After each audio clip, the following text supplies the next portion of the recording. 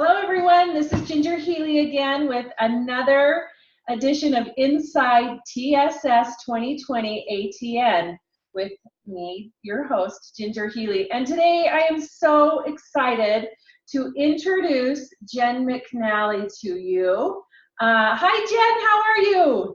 Good. Thanks so much for having me. We are so excited to have you speak at our conference this year. Let's start off with talking about, let's have you introduce yourself, and then let's talk about what brought you to this work, why you are excited about being involved in a trauma-sensitive school conference.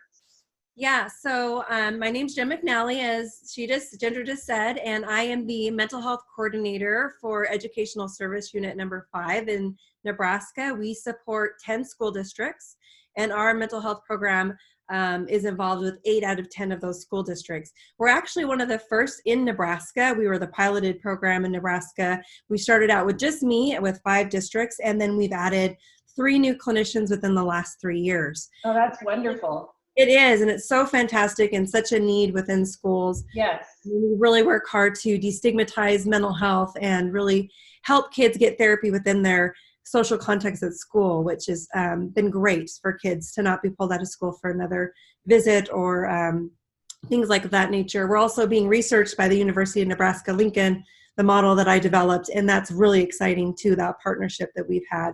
So I'm really looking forward to that. Really, we get excited about talking about trauma and within schools and providing that training for our teachers is because we have a lot of kids who have experienced traumatic events. I think it's just a universal thing. We know more about trauma than we did 10, 15, 20 years ago. And we know that behavior isn't just behavior. There's a lot of trauma that goes under that, and behavior is that secondary emotion. So we have our clinicians all have been certified in the trauma-focused cognitive behavioral therapy, different modalities that we do to support kids in our school system that have trauma. And with that, I get to present at your conference and across actually our country nationally on self-care when coffee isn't enough for educators, because I'm really passionate that educators get the tools to take care of themselves, because we so often talk about what do kids need, what's that next area, what's the next tier we can provide, but we forget that educators also need to take care of themselves, and they are facing that every day, and they're being exhausted and burnout. Right. Yeah. Many of them experience secondary trauma and compassion fatigue, and so this is a really important topic that's probably quite underspoken about.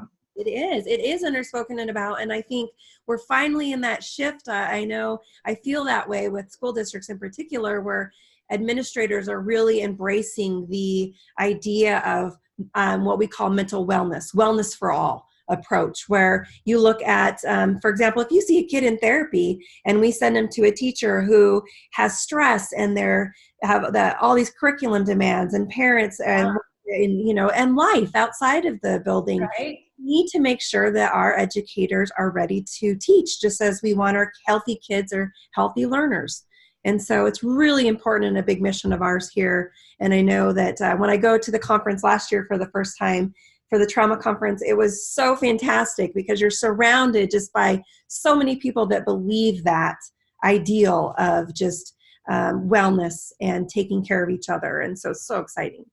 Yeah, I agree. There's an excitement at the conference. There's like a family feel or a tribe feel, like these are my people, and it just fills everyone's cup. So we are so excited to hear you speak. Is there anything else you can think of that you'd like to say before we end this? Other than I'm like counting down the days. I'm like, when does the app come up? So it's just, I think the momentum, and there are those people that are just, wondering if they should go still to the conference or register. I would say it's literally hands down one of my most favorite conferences to go to, and we go to many national ones, and you're just going to get invaluable information, and you're going to make such great connections with people, and it's just such a great time and such great content.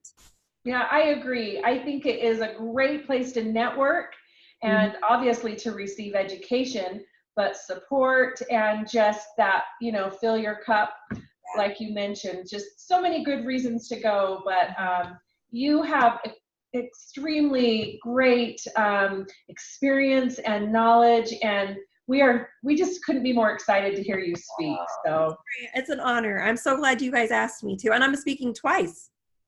Are both topics the same? Tell us about the other one if they're different. From last year, they said it was so, I think it was well received by the participants that I had, that they've asked me to speak on the same one twice this year. Well, that's perfect, because we have a lot of people that say they wanted to go to more than one and couldn't, and they have to choose. So this gives everyone the opportunity to see you if they, in one slot, they can see you in the other one. That's right. It's exciting.